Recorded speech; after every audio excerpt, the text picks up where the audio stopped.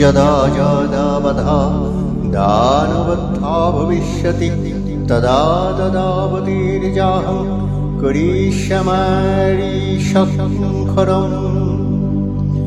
এই প্রকারে যখনই দানবগণের প্রাদুর্ভাব বশত বিঘ্ন উপস্থিত হইবে, তখনই আমি আবির্ভূত হইয়া দেব শত্রু অসুরগণকে বিনাশ করিব। পূর্বকল্প অবসানের পর প্রলয়কালে সমস্ত জগৎ যখন কারণ শরীরে পরিণত হল, ভগবান বিষ্ণু অখিল শক্তির প্রভাব সংহত করে সেই কারণ সমুদ্রে রচিত অনন্ত শয্যা পরে যোগনিদ্রায় হরেণ অভিভূত। বিষ্ণুর যোগনিদ্রার অবসান কালে তার নাভিপদ্ম থেকে জেগে উঠলেন ভাবিকল্পে সৃষ্টি বিধাতা ব্রহ্মা।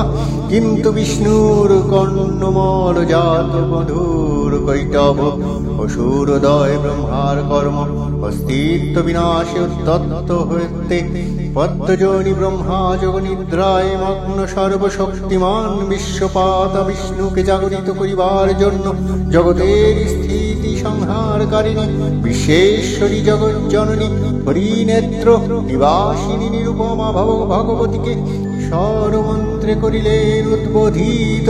হে ভগবতী বিষ্ণু নিদ্রারূপে মহারাত্রি যোগনিদ্রা দেবী।